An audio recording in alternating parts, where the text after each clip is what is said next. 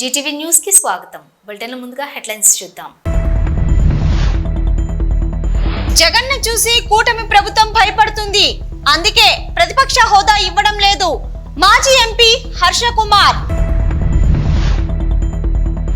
ఘనంగా మహాశివరాత్రి వేడుకలు. భక్తులు పోటెత్తిన శైవ క్షేత్రాలు. రాజరాజేశ్వర స్వామిని దర్శించుకున్న ఎమ్మెల్సీ కల్వకుంట్ల కవిత. తూర్పు గోదావరి జిల్లా ప్రభుత్వం వైఎస్ జగన్ ను చూసి భయపడుతోంది. అందుకే ప్రధాన ప్రతిపక్ష హోదా ఇవ్వటం లేదని అన్నారు మాజీ ఎంపీ హర్ష కుమార్. గ్రూప్ 2 అభ్యర్థులను సీఎం చంద్రబాబు దారుణంగా మోసం చేశారని విమర్శించారు. గవర్నర్ ప్రసంగంలో ఎన్నికల హామీల గురించి ఎందుకు ప్రస్తావించలేదని ప్రశ్నించారు. వైఎస్ఆర్సీపీకి ప్రధాన ప్రతిపక్ష హోదా ఇస్తారా ఇవ్వరా అనేది ప్రభుత్వం నిర్ణయం. ఢిల్లీలో గతంలో 3 సీట్లు వచ్చినా ప్రతిపక్ష హోదా ఇచ్చారు. ప్రభుత్వం వైఎస్ జగన్ చూసి భయపడుతోంది. అందుకే ప్రధాన ప్రతిపక్ష హోదా ఇవ్వటం లేదు అని చెప్పారు హర్ష కుమార్. మహాశివరాత్రి పర్వదినం పురస్కరించుకొని 7 రాష్ట్రాలలో శైవ క్షేత్రాలు భక్తులతో పోటెత్తాయి. పరమ పవిత్ర క్షేత్రమైన కాళహస్తి ఆలయానికి వేకోజాము నుంచి భక్తులు స్వామి అమ్మవార్ల దర్శనానికి బారులు తీరారు. భక్తులు శివనామ స్మరణతో ఆలయం మారుమ్రోగింది.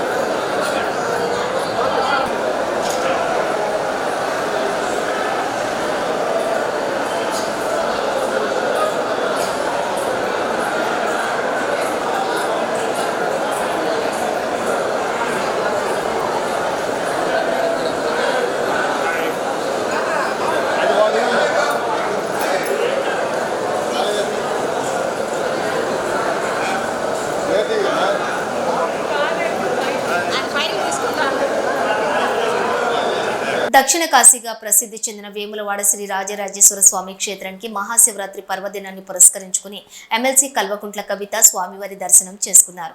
ప్రత్యేక పూజలు నిర్వహించారు. చెల్మిడ లక్ష్మీ నరసింహారావు నాయకత్వంలో పట్టణ నాయకులతో కలిసి ప్రజలకు మహాశివరాత్రి శుభాకాంక్షలు తెలిపారు. మాజీ ముఖ్యమంత్రి వైఎస్ఆర్సీపీ అధినేత వైఎస్ జగన్మోహన్ రెడ్డి పులివెందులలోని పర్యటిస్తున్నారు. బాకరాపురంలోని తన నివాసంలో ప్రజలు పార్టీ కార్యకర్తలతో ప్రజా దర్బార్ నిర్వహించారు. ప్రజల సమస్యలు అడిగి తెలుసుకుంటూ వాళ్ల విజ్ఞప్తులను స్వీకరించారు. వైఎస్ జగన్ రాకతో నియోజకవర్గంలో సందడి వాతావరణం నెలకొంది. ఆయన్ని కలిసేందుకు అభిమానులు కార్యకర్తలు పెద్ద ఎత్తున తరలివచ్చారు. వైఎస్ జగన్ తో సెల్ఫీలు ఫోటోల కోసం ఎగబడ్డారు. మరోవైపు ఇటీవల కొత్తగా పార్టీ పదవులు పొందిన నేతలు పార్టీ అధినేతను కలిసి కృతజ్ఞతలు తెలిపారు. వైఎస్ఆర్సీపీ బలోపేతానికి ప్రజల తరపున అనునిత్యం పోరాటం చేయాలని వారికి ఆయన సూచించారు.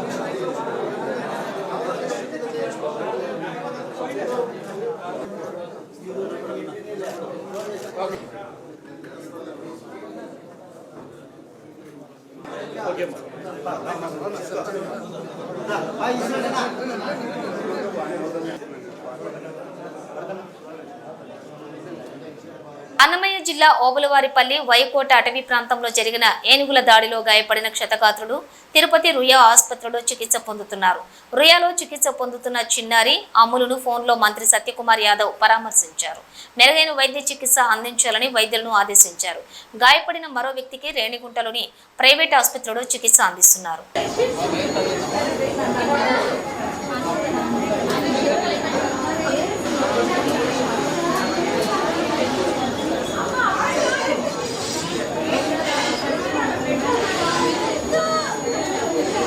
మహాలక్ష్మి గారమ్మా, మహాలక్ష్మి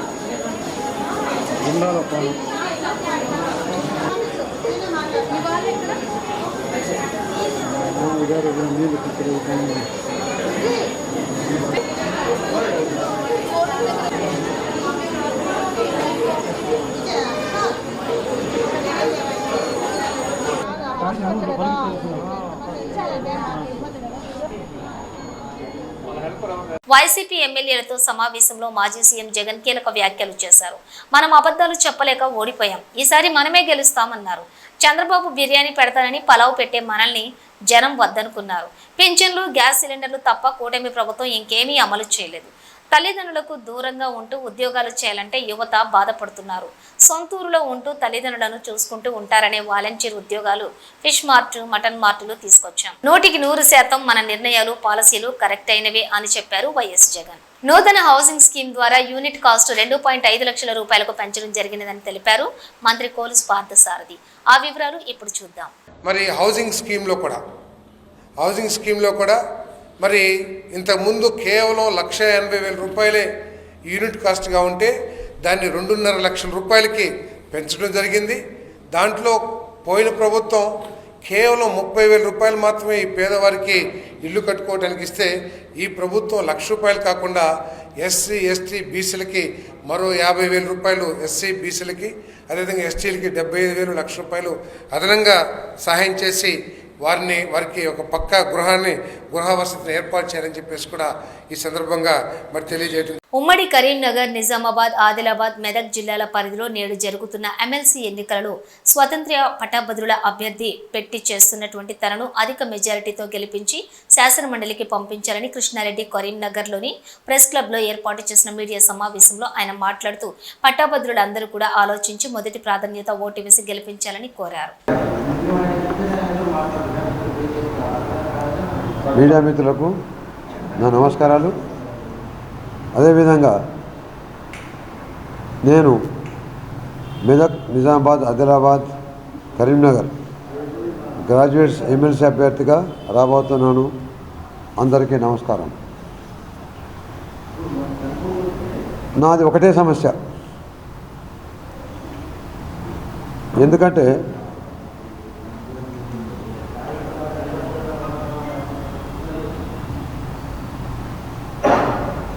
ఇప్పుడు ప్రత్యక్ష ఎన్నికలు చూస్తున్నాము.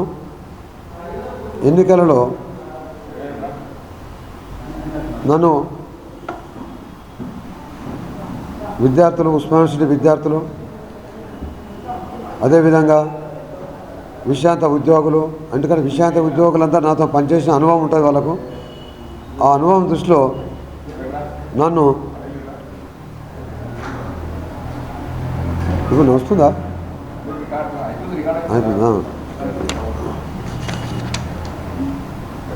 నాకు విద్యార్థి దశలు ఉంటే నాకు రాజకీయ లక్షణాలు కాదు. నాకు విద్యార్థి నాయకుడిగా ఉన్నా. నేను ఎవరికి ఏ సమస్య వచ్చినా నేను ముందుంటుండండి. తెలంగాణలో ఉన్న 10 జిల్లాల వాళ్ళకి తెలుసు చెన్నకృష్ణారెడ్డి అంటే. నాతో చదివిన మిత్రులకు, నా ఆత్మీయులకు, నా విద్యార్థులకు అందరికీ వీళ్ళందరూ కలిసి నన్ను ఒకటే పెట్టారు. తెలంగాణ యువశక్తి ప్లాట్ఫామ్పై ఈ గ్రాడ్యుయేట్ కాన్స్టిట్యూన్సీకి నన్ను ఎమ్మెల్సీ అభ్యర్థిగా చాలా ప్రెషర్ చేసి పెట్టారు. నేను దానికి ఒప్పుకున్నా. ఎందుకు ఒప్పుకున్నా అంటే కూడా నేను ఒకటి చెప్పగలుగుతా.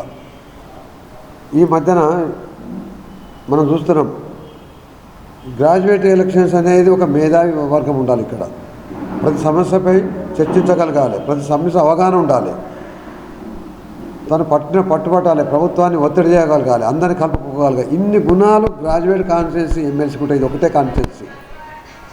ఇటువంటి మంచి కాన్స్టిట్యున్సీని, ఇటువంటి ఎమ్మెల్సీని రాజకీయ పార్టీలు కూడా కల్పిషం చేస్తున్నాయి. డబ్బు ప్రభావంతో, మద్యం ప్రభావంతో. ఈ విధంగా చేయొద్దు. మన ప్రజాస్వామ్యంలో మనం ఉన్నాము. ఎందుకంటే ఇది ఒక్కటే సెలవు. మిగతా ఎంపీలు, ఎమ్మెల్యేలు, జడ్పీటీసీలు అవంటే మీరు ఏ విధంగా ప్రలోభాలు పెట్టచ్చు. కానీ ఆ ప్రలోభానికి గురి కాకుండా మనం ఇది ఒక్కటి గెలిపించుకోగలిగితే సమాజానికి మంచి వాతావరణం ఇచ్చి మిగతా ప్రక్షాళన అవుతుంది. రాజకీయ పార్టీలు కూడా ప్రక్షాళన అవుతుంది. నాకు ఇదే సమస్య. నా ఒక్కరి సమస్య కాదు ఇది. నా ఎంబడి విశ్రాంత ఉద్యోగులు ఇంతవరకు ఎవ్వరు కూడా తిరగలే. ఉపాధ్యాయులు, హెడ్ మాస్టర్లు, ప్రిన్సిపాల్స్, రిటైర్డ్ అన్నవాళ్ళు, రెవెన్యూ వాళ్ళు, అంటే ఇంతమంది అనుభవం ఉన్నాం. వీళ్ళందరూ విశ్రాంత ఉద్యోగులందరూ ఏంటంటే చాలా అనుభవం ఉన్నారు. వీళ్ళందరూ డోర్ టు డోర్ అదొక్కరికి ఇంతవరకు మన దేశ చరిత్రలో జరగలేదు. ఒక విశ్రాంత విద్యార్థులు డోర్ టు డోర్ తిరిగి పలానా ఆయనకు ఒక మంచి వ్యక్తి వస్తుంటూ ఓటేయమని చెప్పి నా గురించి. ఎందుకంటే నేను అందరితో కలుపుకోకపోతా కాబట్టి నేను నిజాయితీగా ఉంటాను. మా మిత్రులకు తెలుసు. ఇటువంటి వాడు ఉండాలి అని అన్ని జిల్లాల డోర్ టు డోరు ఒక కార్యకర్తలు కూడా పోతారు. ఒక పార్టీకి కార్యకర్తలు కూడా అంత ఆ విధంగా పనిచేస్తలేరు. వాళ్ళకి మనోవేదన ఉన్నది. ఎటువంటి మనోవేదన అంటే అసలు ఇటువంటి ఒక మంచి అభ్యర్థి, గ్రాడ్యుయేట్ కాన్స్టిట్యూన్సీకి మంచి అభ్యర్థి ఉండాలనే మనోవేదనతో వాళ్ళు ఎట్లా అంటే నిద్రల ఆహారాలు మారి నేనన్నా టెన్షన్ లేసి ఫ్రీగా ఉన్నా. నేను అసలు ఆ ఫ్రీగా లేకుండా మీరు మెదక్ జిల్లాలో చూడండి, ఎంటరు, నిజామాబాద్ జిల్లాలో చూడండి, జన్నారము, ఆదిలాబాదు, కరీంనగరు, హుస్నాబాద్, ఎక్కడైనా విశ్రాంత ఉద్యోగులు పార్టీ తమ సిద్ధాంతాలు ఉన్న పార్టీ క్యాడర్ కంటే కూడా పనిచేస్తున్నారు. వాళ్ళ బాధ నేను చెప్పలేను అసలు. ఎందుకంటే ఇది గెలిపించుకోవాలని వాళ్ళ బాధ తీర్చడానికి విశ్రాంత ఉద్యోగులు, ఎందుకంటే వాళ్ళకి అంత అనుభవం ఉన్నోళ్ళు, దేశ రాజకీయాలు చాలా చూసిన వాళ్ళు, స్వాతంత్ర పోరాటం వచ్చిన పంచాలు ఏ విధంగా వచ్చింది, తెలంగాణ ఏ విధంగా వచ్చింది, ప్రజలకు ఏ విధంగా సేవ చేయాలి అనే విశ్రాంత ఉద్యోగులే కాదు, సీనియర్ సిటిజన్స్ కూడా. ఒక్కరు కూడా సీనియర్ సిటిజన్స్ వేరే పార్టీలకు వేస్తలేరు, నాకే వేస్తాను. ఎందుకు వేస్తారు తెలుసా? మార్పు తీసుకురావాలి. మనం ఇది మంచి మన తెలంగాణ అభివృద్ధి కావాలి, దేశం అభివృద్ధి కావాలి. దేశంలో ఈ విధంగా చెడు మద్యం ప్రవహించద్దు, డబ్బులు ప్రవహించద్దు. మేము ఎన్నడూ చూడలే మా జీవితంలో ఇట్లా ఎలక్షన్లలో అనే ఉద్దేశంతో వాళ్ళు పనిచేస్తుండ్రు. వాళ్ళ మనోవేదనకు గురి కావద్దు. వాళ్ళు మనోవేదన చేస్తే మన దేశానికి అరిష్టము. అందరూ గ్రాడ్యుయేట్ ఓటర్లారా మీరు ఎటువంటి ప్రలోభాలు కావద్దు. మీకు సిద్ధాంతాలు ఉంటాయి, మన సిద్ధాంతాలు ఉంటాయి. ఆ సిద్ధాంతాలు ఉన్నాయని చెప్పి వాటిని వాళ్ళు తప్పు చేస్తే మనం ఎదిరించగలగాలి. ఏ పార్టీ అయినా ఏదైనా చేసుకోవచ్చు. వాళ్ళ సిద్ధాంతం ఉంటే ప్రజాసేవ కొరకు వచ్చిన వాళ్ళు ప్రజాసేవ కొరకు వచ్చి రాజకీయ పార్టీ ప్రక్షాళన కావాలి. మీలాంటి వాళ్ళతోనే ఏ పార్టీ వాళ్ళైనా మీ సిద్ధాంతాన్ని రక్షించుకోండి. మీ సిద్ధాంతం అంటే ప్రజలకు సేవ చేయాలి. ఆ ప్రజాసేవకు లేకుంటే ఇటువంటి చెడు రాజకీయాలకు పోతే మీరు క్షమించొద్దు. నేను ఎందుకంటే ఏ పార్టీకి సంబంధించిన కాదు కాబట్టి నేను అందరికి ఇంకొకటి ఏంటంటే అందరికీ అందుబాటులో ఉంటా, అందరిని కలుపుకోపోతాను. అందరి మిత్రులు తెలుసు. అదేవిధంగా నేను గట్టి పట్టున్నోని ఏ సమస్య వచ్చినా దాని మీద అవగాహన ఉంటుంది నాకు. నన్ను మీరు గెలిపించి చూడండి. ఎంతమంది అంటే ఒక మంచి పని చేస్తే ఏ విధంగా ఉంటుంది ప్రజలకు ఎవరికైనా సరే. కొన్ని లక్షలు పెట్టిన సంతోషం లేని సంతోషము. నన్ను గెలిపించినాక మీరు చూడండి తెలంగాణ సంబరాలు చేసుకుంటారు. ఉమ్మడి కరీంనగర్, నిజామాబాద్, ఆదిలాబాద్, మెదక్ జిల్లాల పరిధిలో నేడు జరుగుతున్న ఎమ్మెల్సీ ఎన్నికలలో స్వతంత్ర పట్టాభద్రుల అభ్యర్థిగా మహమ్మద్ ముస్తాఫ్ అలీ మాట్లాడుతూ ఈరోజు 1200 రకాల పట్టాభద్రుల సమస్యలు ఉన్నాయి. అవన్నీ సమస్యలు పరిష్కరించాలంటే తనకు ఓటు వేయాలని కోరారు. కరీంనగర్లోని ప్రెస్ క్లబ్లో ఏర్పాటు చేసిన మీడియా సమావేశంలో ఆయన మాట్లాడుతూ పట్టాభద్రులు అందరూ కూడా ఆలోచించి మొదటి ప్రాధాన్యత ఓటు వేసి గెలిపించాలని కోరారు.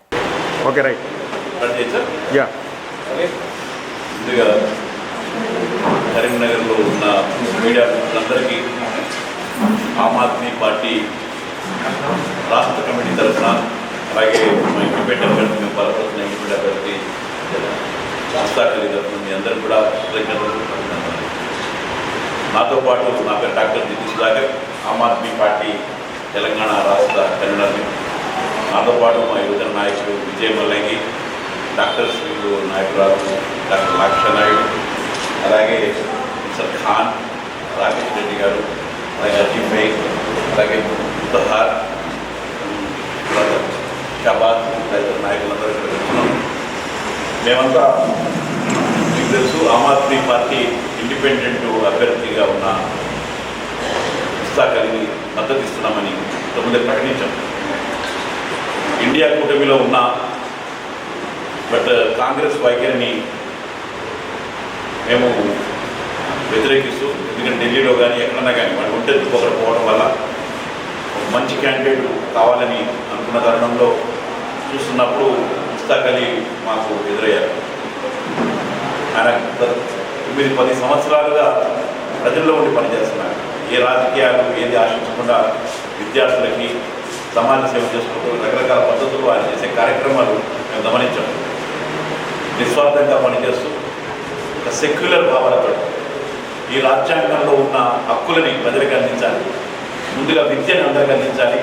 విద్య ఉంటే దేశం బాగుపడుతుంది. అందరికీ నమస్కారం, అస్సలాము అలైకుం and good afternoon to all.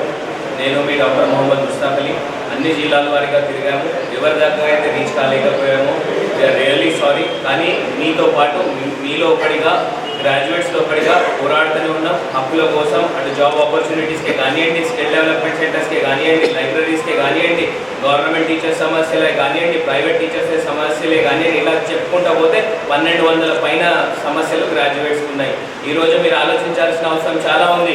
ఇవాళ ఫోన్ ఎత్తలేని ఒక్కొక్కరు 200 కోట్లు 300 కోట్లు అఫిడవిట్లో పెట్టుకుంటే, ఇవాళ మీ తమ్ముడు మీకోసం సామాజిక కార్యక్రమాలు చేసుకుంటూ మీ ముందుకు రావడం జరిగింది. మీరు ఆలోచన చేసి 43వ నంబర్ పక్కన మొహమ్మద్ ముస్తాఖలీ అనే పేరు ఉంటుంది, దాని పక్కన ఫస్ట్ ప్రిఫరెన్స్ ఓటేసి మీ తమ్ముడిని గెలిపించుకోవాలని మనవి. ఈరోజు కాంగ్రెస్ చెప్తుంది మీరు ఒకవేళ ముస్తాఖలీకి ఓటేస్తే బీజేపీ గెలుస్తుందేమో అని, బీజేపీ చెప్తుంది కాంగ్రెస్ గెలుస్తుందేమో అని. ఇదంతా మైండ్ గేమ్, ఎప్పుడా మైండ్ గేమ్ తప్ప ఇందులో వేరేదేం లేదు. వాళ్ళకి వల్ల ఒక ఇండిపెండెంట్ అభ్యర్థి డాక్టర్ మొహమ్మద్ ముస్తాఖలీ గెలవబోతున్నాడు అనే రిపోర్ట్స్ ఉన్నాయి. కాబట్టి ఇవన్నీ పకడ్బందీగా ఒక ప్లాన్ తోని రాత్రి మార్చుకోవాలనే వ్యూహం నడుస్తుంది. గ్రాడ్యుయేట్స్ అందరూ ఆలోచన చేయాలా. నేను 43వ నంబర్ పైన ఏమున్నా మీతో పాటు కొట్లాడుతూనే ఉన్నా. కాబట్టి ఇట్లాంటి మైండ్ గేమ్లకు రావద్దు. మన ఓటు బ్యాంక్ మనకుంది, మేమే గెలవబోతున్నాం ఈ ఎలక్షన్ అని కూడా నేను మీకు తెలియజేస్తున్నా. బీసీ బిడ్డను నన్ను ఆశీర్వదించాలని బీఎస్పీ పట్టాభద్రుల అభ్యర్థి ప్రసన్న హరికృష్ణ కోరారు. కరీంనగర్లోని ఆయన మీడియాతో మాట్లాడుతూ 7 నెలలుగా నిరంతరం ప్రజల్లో ఉన్న రాబోయే రాజకీయాల్లో యువత పట్టాభద్రుల సమస్యలు అన్ని పరిష్కరిస్తారని హామీ ఇచ్చారు. ₹1 కూడా ఖర్చు లేకుండా అందరి మన్ననను పొందానన్నారు. మొదటి ప్రాధాన్యత ఓటు నాకు వేసి గెలిపించాలని ఆయన కోరారు. ఏ రాజకీయ పార్టీలైనా కూడా దయచేసి ఒక బీసీ బిడ్డ మీ ముందుకొచ్చాడు. 2 ప్రధానమైనటువంటి కేంద్రం లోపల, రాష్ట్రం లోపల అధికారంలో ఉన్నటువంటి రాజకీయ పార్టీలతో ఢీకొంటున్నాడు. వారికి సవాలుగా మారాడు, వాళ్ళకు ఛాలెంజ్ విసురుతున్నాడు. ఒక విద్యావంతుని తప్పనిసరిగా కౌన్సిల్కు పంపించాలి అని చెప్పేసి, అందులో మీ అందరి యొక్క మద్దతు ఉండాలి అని చెప్పేసి బీఆర్ఎస్ పార్టీని, ఆమ్ ఆద్మీ పార్టీని, అదేవిధంగా సిపిఎం పార్టీని, మిగతా రాజకీయ పార్టీలందరినీ కూడా ఈ వేదిక ద్వారా మీ మద్దతుని కోరడం జరుగుతూ ఉన్నది. అదేవిధంగా తెలంగాణ రాష్ట్రం లోపల ఉన్నటువంటి అన్ని రకాల కుల సంఘాలకు సంబంధించినటువంటి పెద్దలకు ఈ వేదిక ద్వారా నేను రిక్వెస్ట్ చేస్తూ ఉన్నా. అదేవిధంగా అన్ని ఉద్యోగ సంఘాలు, ఉపాధ్యాయ సంఘాల మిత్రులందరికీ కూడా, రాష్ట్ర బాధ్యులందరికీ కూడా ఈ వేదిక ద్వారా నేను మీ అందరికీ కూడా రిక్వెస్ట్ చేస్తూ ఉన్నా. ఒక మంచి సమాజం కోసం ఒక త్యాగం తప్పనిసరిగా భవిష్యత్ రిఫ్లెక్షన్కు లోను కావాలి. దాని మొగ్గ దశలోనే తుంచివేయకండి. ఎందుకంటే ఈ గుండె 7 నెలలుగా అలసిపోయిందండి. గుండె కంప్లీట్గా అలసిపోయింది. భవిష్యత్తు రాజకీయాలను మార్చబోవడానికి గుండె వచ్చింది. తప్పనిసరిగా ఈ గుండెను ముందుకు తీసుకెళ్ళే ప్రయత్నం చేయాలి అని చెప్పేసి మీ అందరికీ కూడా నేను విజ్ఞప్తి చేస్తూ ఉన్నా. ఒక స్ట్రాంగ్ కమిట్మెంట్ మోడ్తో నేను రాజకీయాల లోపలికి వచ్చాను. ఇప్పటి వరకు గత 7 నెలలుగా ఎక్కడా కూడా ₹1 పంచకుండా, ఎక్కడా కూడా మద్యం బాటిల్లా సరఫరా చేయకుండా, ఆ కమిట్మెంట్తో నేను కంప్లీట్గా ఈ రోజు వరకు నేను నా ప్రచారంలో భాగంగా ఉన్నాను.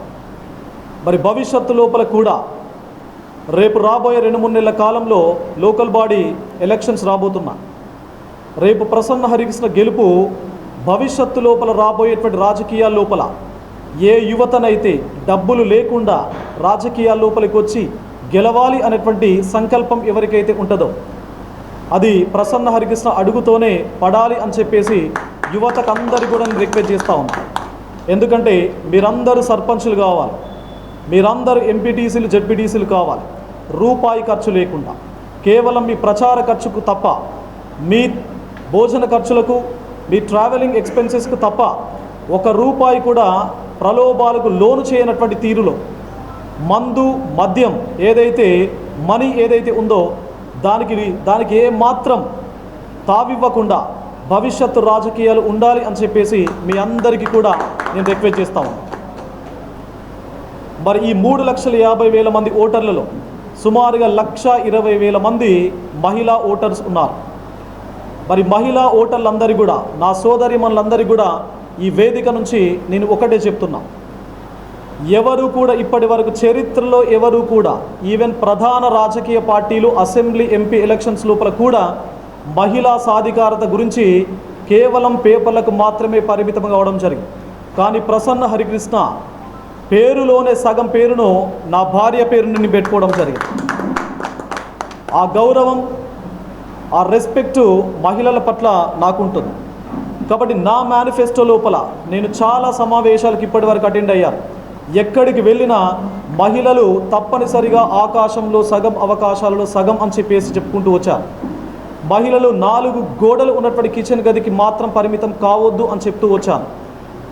ఒకవేళ రేపటి భవిష్యత్ తెలంగాణ లోపల మహిళలు సామాజికంగా, ఆర్థికంగా, పారిశ్రామికంగా, విద్యాపరంగా, రాజకీయంగా కూడా ముందుండాలి. ఆ ముందుండడం లోపల ప్రసన్న హరికృష్ణ వెన్ను దన్నుగా నిలబడతాడు అని చెప్పేసి కూడా నేను మహిళా సోదరి మనందరికీ కూడా ప్రతి వేదిక నుంచి నేను చెప్పుకుంటూ రావడం జరిగింది. అదేవిధంగా విద్యా వ్యవస్థకు సంబంధించి నేను బేసిక్గా ఒక టీచర్ కాబట్టి విద్యా వ్యవస్థ బలోపేత. కరీంనగర్ కమాన్ రోడ్డులో గల రామేశ్వర ఆలయంలోని శివరాత్రి సందర్భంగా నిర్వాహకులు ప్రత్యేక ఏర్పాట్లు చేశారు. ఉదయం నుండే భక్తులు తండోపతండాలుగా వచ్చి రామేశ్వర స్వామిని పూజలు చేశారు. ఉదయం నుండి రాత్రి వరకు భక్తులు బారులు తీరారు. సాయంత్రం పలు సాంస్కృతిక కార్యక్రమాలు ఏర్పాటు చేశారు. మహాదేవ శ్రీ రామేశ్వర ఆలయం కమాన్ రోడ్ కరీంనగర్. రామేశ్వర ఆలయం ప్రతి సంవత్సరం శివరాత్రి నవరాత్రి ఉత్సవాలు దిగ్విజయంగా అతి బ్రహ్మాండంగా జరుగుతున్నాయి. ఇది కమిటీలో పొద్దున మార్నింగ్ 4 గంటలకు అభిషేకములు పూజలు స్టార్ట్ అవుతున్నాయి. సాయంత్రము పాశుపత పూజలు, రాత్రికి రిషి పూజ జరుగుతుంది. దాదాపు ఒక 2-3 వేల మంది భక్తులు లైన్లో ఉన్నారు. అందరికీ పండ్లు ప్రసాదము పంపిణీ చేస్తున్నాము. మంచినీళ్ళు కూడా సౌకర్యం కల్పించాము. ఆలయ కమిటీ వారు కల్పించారు. చాలా మధ్య పంపిణీ ఉన్నది. చాలా ఏర్పాట్లు ఘనంగా జరిగినాయి. జై శ్రీరామ్, హర హర మహాదేవ్. రాత్రి 12 గంటలకు ఉంటుంది, పూజ ఉంటుంది, నిశి పూజ ఉంటుంది. 7 గంటలకు భరతనాట్యాలు, సాయంత్రం సాంస్కృతిక కార్యక్రమాలు 6 గంటలకు. తర్వాత 10 గంటల తర్వాత శబరిమాత భక్త బృందంచే మొత్తం జాగారం సాంస్కృతిక కార్యక్రమాలు జరుగుతున్నాయి. జిల్లా జగదీష్, రామేశ్వరాలయం, రామేశ్వర సేవా సమితి సభ్యులు. ముఖ్యాంశాలు మరోసారి చూద్దాం. జగన్ను చూసి కూటమి ప్రభుత్వం భయపడుతుంది. అందుకే ప్రతిపక్ష హోదా ఇవ్వడం లేదు. మాజీ ఎంపీ హర్ష కుమార్. ఘనంగా మహాశివరాత్రి వేడుకలు, భక్తులు పోటెత్తిన శైవ క్షేత్రాలు. రాజరాజేశ్వర స్వామిని దర్శించుకున్న ఎమ్మెల్సీ కల్వకుంట్ల కవిత. ఇది ఇప్పటి వరకు ఉన్న అప్డేట్స్. మరో బులెటిన్ లో మళ్ళీ కలుద్దాం.